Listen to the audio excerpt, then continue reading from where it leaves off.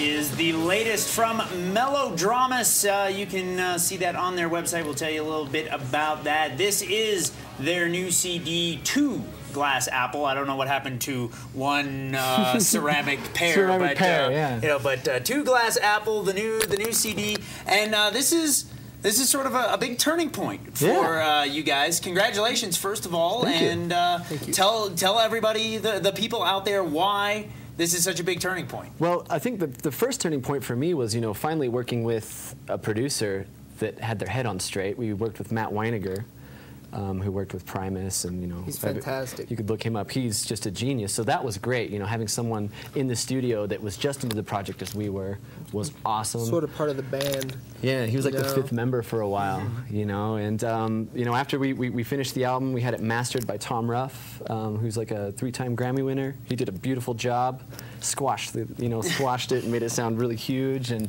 it's great. And then we kind of had our bassist left.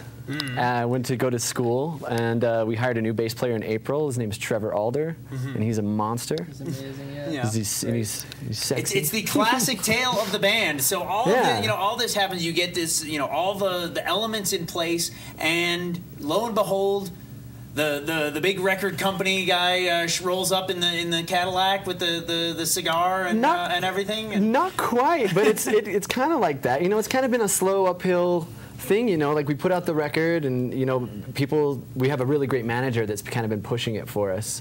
His name's Dane. He's a great guy, and he took it to Nile Rodgers at something, and he loved it and wanted to put it on the new Speed Racer soundtrack. One of our songs, Black and Gray, will be on the new soundtrack coming out on the 26th, and that also happens to be the release of the album nationally through Century Media and something. So on the video game also? Yeah, it'll be on the video game, it'll be in the movie. So it's been kind of cool, because we've been together since 2006, and we put out one record in 2007, and it did. So you had all these great elements, come together with new producers and new management, but still, you guys still have to write the songs and play the music. What was different on this one, between sound-wise and lyrics-wise and everything else, between now and back then? Well, I gotta say that I was not really a writer for much of the first album at all. It was more of a band.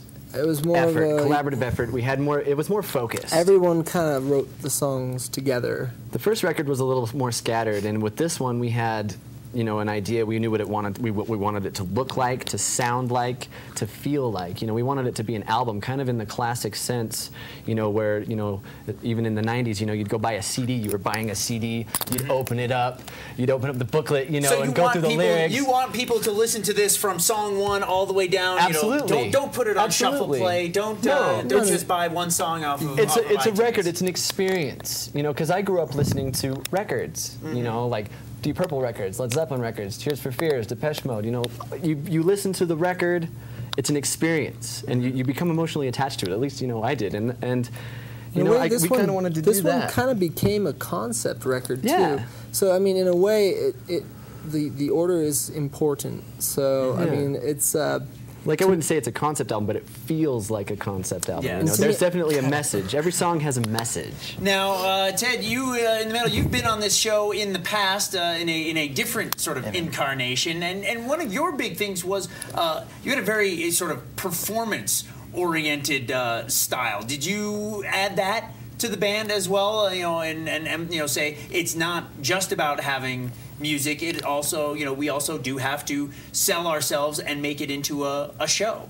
So are you referring to the artwork? I did all the artwork on the album, like the video work and the artwork. Video work, artwork. The whole live show. He definitely brings that to the table, but I think we all do, But he's definitely. I mean, we're kind of known for having, the Rose Phantom on keyboards. He definitely brings a different side to it.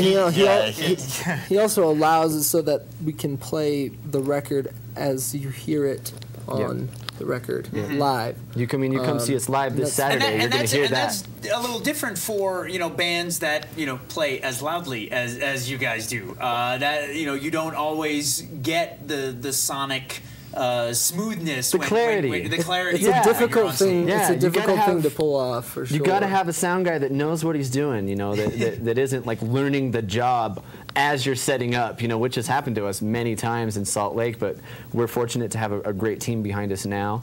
And we're really looking forward to going out on the road and, you know, making this our life. Your big career. kickoff for the country. So where is the tour taking you? Well, we're building a team around it right now. Just kind of building, you know, like we got a front of house guy, we got a monitor guy going. Tour manager. I'm thinking locations. Where are you going from Utah first? I know we have something in California. We're going to do a couple showcases down there. The Whiskey, the Roxy, you know, all the highlights. Yeah, all the highlights. We're going to go down to Vegas. I think we might roll through Phoenix, Scottsdale area. I'm just kind of you know, guessing. We're starting with America. You know, we're kind of wanting to establish. And then you will take over Europe. We just finalized a distribution deal in Europe. Well, there you go. You know, so you guys could be very big in Belgium. Well, I think I think the European audiences will be very attracted to this album. Personally, and for me, you have a very Nordic look about you, you know, so you fit right in. Well, thank you.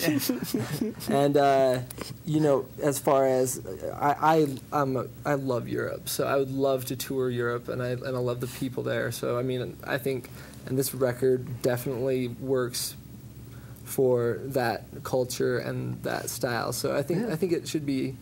That'll be on the list of places. All right. To Well, go. if people want to experience the sound, the lights, the splendor of Melodramus, they can catch you guys this weekend right here in Park City. Yeah, Prospectors Theater in Prospector Square. Starts at 7:30 on Saturday, and we have an opening act, Mr. Eric Blood, bass virtuoso. I hear he's phenomenal. And vocalist, look forward to that. Yes, yeah. But yeah, we're going to be playing a good set. I think we're going to play the whole record in its entirety, and maybe some extra little extra bonus tracks little cookies, that you'll throw out. You know, because we have some pretty fanatical fans, you know, that come to every show, and they're really into the music. They've always supported us.